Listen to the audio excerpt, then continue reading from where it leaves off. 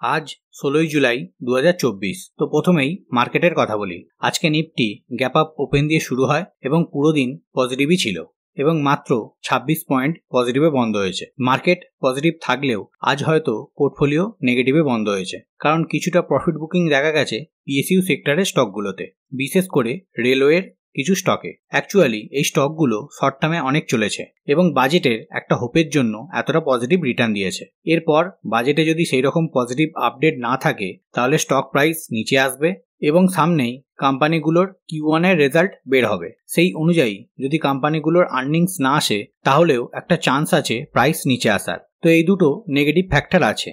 এছাড়া এই এত হাই প্রাইসে নতুন করে এন্ট্রি না নেওয়াই ভালো, কারণ প্রাইস ওভারভ্যালুড জোনে চলছে। যে কোনো ছোট নেগেটিভ ফ্যাক্টরের জন্য 20 থেকে 30% ডাউন হওয়ার চান্স আছে। তো প্রাইস নিচে আসবে বলে কোম্পানিগুলো খারাপ হয়ে গেল সেটা না, হাই ভ্যালুয়েশনের জন্য একটু সাবধান করা।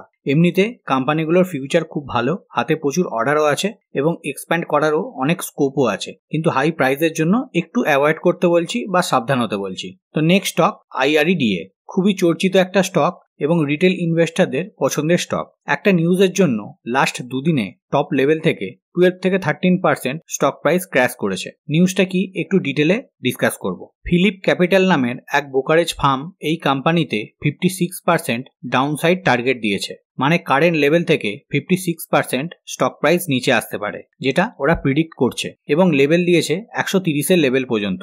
ওনাদের মতে কোম্পানিতে লাস্ট 3-4 মাসে যে র্যালিটা এসেছে সেটা শুধুমাত্র হোপ এবং প্যাসিভ বাইং এর জন্য। এবং এই ব্রোকারেজ ফার্ম আরও বলেছে তারাও বিশ্বাস করে যে রিনিউয়েবল এনার্জি সেক্টরের ডিম্যান্ড থাকবে এবং ফিনান্সিয়াল ইয়ার 2024 থেকে 26-এর মধ্যে গ্রোথ 25% CAGR হিসাবে বাড়তে পারে, কিন্তু আর্নিংসের গ্রোথ লোন গ্রোথের সঙ্গে ম্যাচ করবে না মার্জিনসের জন্য, যার কারণে এই স্টক প্রাইস নিচে আসবে, যেটা আমি আগেই বলছিলাম।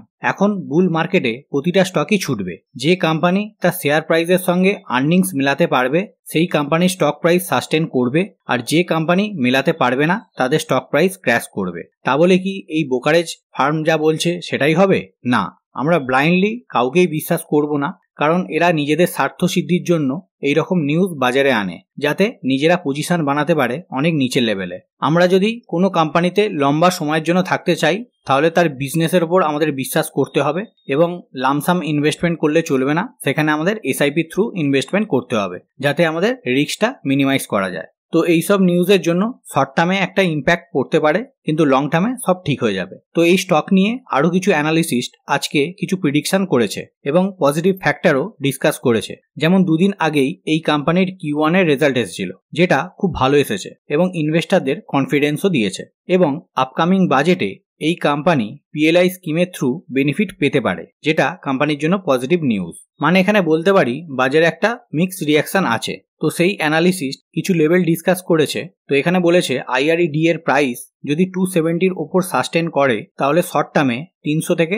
330 পর্যন্ত দেখতে পারি, আর আজকের লাস্ট প্রাইস আছে 272, এবং ওনাদের মতে 270-তে স্ট্রিক্টলি স্টপ লস রেখে হোল্ড করা উচিত। এবার দেখার প্রাইস কোন লেভেল পর্যন্ত যায়। শেষে এটাই বলবো, PSU স্টকগুলো হাইলি ওভারভ্যালুড, ফ্রেশ এবং লামসাম এন্ট্রি এখন নয়। যদি আপসাইডে 10 থেকে 15% যাওয়ার পোটেন্সিয়াল থাকে তার এগেনস্টে 20 থেকে 30% নিচে আসার চান্স আছে। এবার নিজেদের রিস্ক অনুযায়ী কাজ করবেন। আমি এই কিছুদিন অন্তত PSU কিছু স্টক আমি অ্যাভয়েড করছি, কারণ হাইলি ওভারভ্যালুডের জন্য।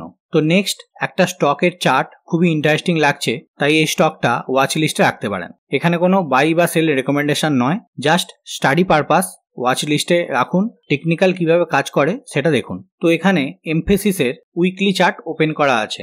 স্টকটা একটা কাপ অ্যান্ড হ্যান্ডেল প্যাটার্ন বানিয়েছে এবং তার ব্রেকআউটও হয়েছে। এই প্যাটার্ন অনুযায়ী কাপের ডেপথ যতটা, নেকলাইন থেকে আপসাইডে যাওয়ার পোটেন্সিয়াল ততটাই আছে, এবং প্রাইস যদি হ্যান্ডেলের নিচে চলে আসে তাহলে প্যাটার্ন আর কাজ করবে না, এবং হ্যান্ডেলের যে লো সেটা হচ্ছে 2127। তাই এই স্টকটা ওয়াচ লিস্টে রাখতে পারেন। তো ভিডিও শেষে জাস্ট একবার গ্লোবাল মার্কেটটা দেখে নিই। তো US মার্কেটে বাম্পার তেজি দেখা যাচ্ছে।